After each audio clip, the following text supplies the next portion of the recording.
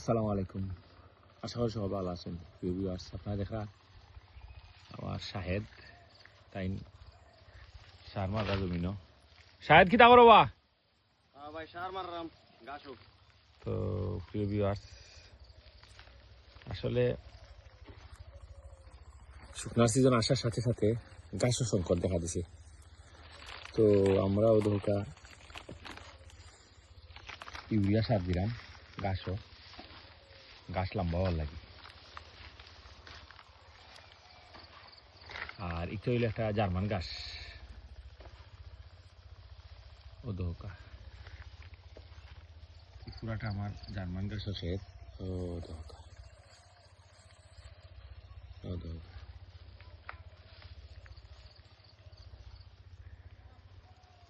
আর পাশাপাশি হইলো দৌকা আমার ধান ক্ষেত।